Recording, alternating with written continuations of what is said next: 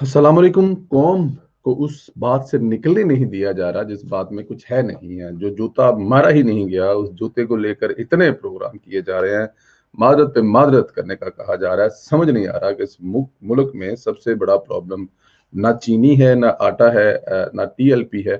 एक ही प्रॉब्लम है, वो है यूसुफ असद कैसर को जूता मारने की शाहिद हकान अब्बासी की धमकी।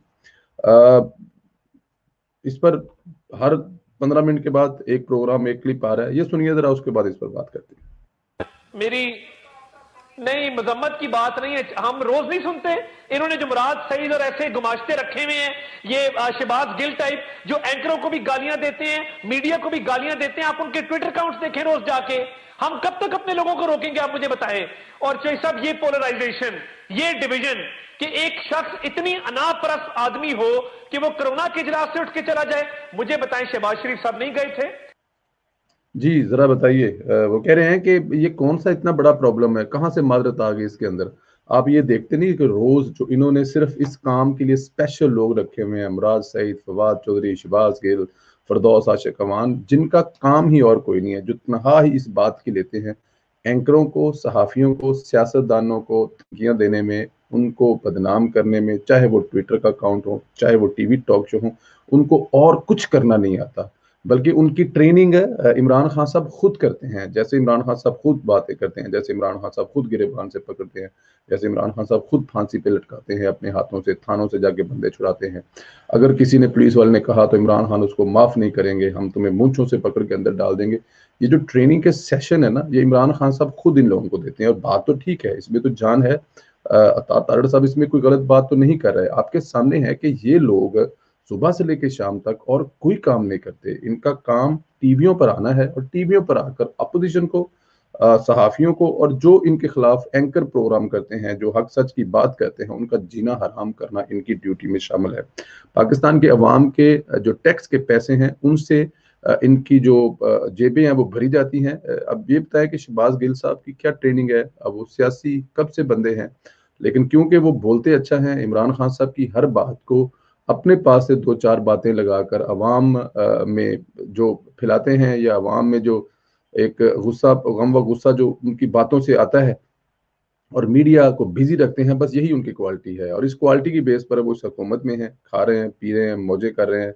और कहा जा रहा है कि शाहिद खान बासी ने जूता मारने की धमकी दी। इससे बेहतर था कि, मैं अब क्या कहूँ, ये कहना नहीं चाहिए कि इससे बेहतर था कि बस अब जूता मार देते। अगर इतनी खप पड़नी थी तो उसको, असद कैसर को भी थोड़ी सी अक्ल आ जाती कि यार वो ईवान को अच्छे तरीके से चलाने की कोशिश करे। ईवान जो है वो पूरे पाकिस्तान का ईवान है, तमाम जमातों के मेंबरान यहाँ पे हैं। और वो जो स्पीकर है वो सिर्फ पाकिस्तान तहरीक इंसाफ का स्पीकर नहीं है, वो पाकिस्तान के इस ऐवान का स्पीकर है जिसमें तमाम जमातों का स्पीकर है।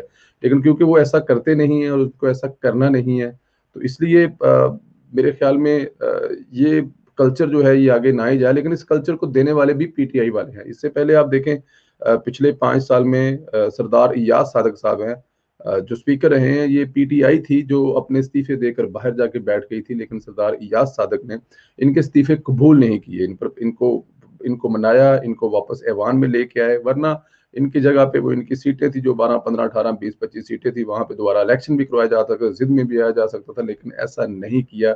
और स्पीकर ने बड़े अच्छे थे। इससे पहले यूसुफ रजा गिलानी है, उससे पहले तारीख बड़ी पड़ी है स्पीकरों की। लेकिन ये वाला स्पीकर जो है, ये तो बिल्कुल लगता है जैसे इमरान खान का मुलाजम है। वो इमरान खान की मुलाजमत कर रहा है और सिर्फ पीटीआई के लिए काम कर रहा है, पीटीआई को फायदा देने के लिए। एक प्लानिंग के तहत जिस दिन ये वाकया हुआ चलाया जा रहा था, अपने लोगों को टाइम दिया जा रहा था, और एक प्लानिंग के तहत वो जो करारदाद एक प्राइवेट मेंबर की तरफ से आई थी, उसको पास करवाने की पूरी प्लानिंग थी, पूरी कोशिश थी कि अपोजिशन को ऊपर नीचे करके इनकी बातों को ना सुना जाए, इनको टाइम ना दिया जाए, ये देखे ना, ये पढ़े ना, और इसको पास करवा दिया जाए, ताकि जो जिनसे वादा करके हैं उनका थोड़ा बहुत उनके उनमें रह जाए। लेकिन ऐसा हो नहीं सकता। आप प्लानिंग जरूर कर सकते हैं, लेकिन अपोजिशन में एक्सपीरियंस लोग बैठे हुए हैं, उनका तजर्बा है, आप उनको कैसे पास कर सकते हैं? तो ये सब वाकयात थे जिसको देखना चाहिए। लेकिन इसमें कोई शक नहीं है कि जो हुकूमत के ये लोग हैं, इनका काम ये है कि आकर मीडिया पर इस किस्म का फैलाना, लोगों को गालियां निकालना, और वो भी बिल्कुल डायरेक्ट गालियां निकालना। लेकिन खैर, अवाम देख रही है, इंसाफ होगा। तहरीक इंसाफ के साथ इस तब्दीली का जनाजा निकलेगा, मैं और आप देखेंगे और बड़ी शानदार तरीके से निकलेगा। अपना ख्याल रखें, इंशाल्लाह आप लोगों से कल मुलाकात होगी दूसरे प्रोग्राम।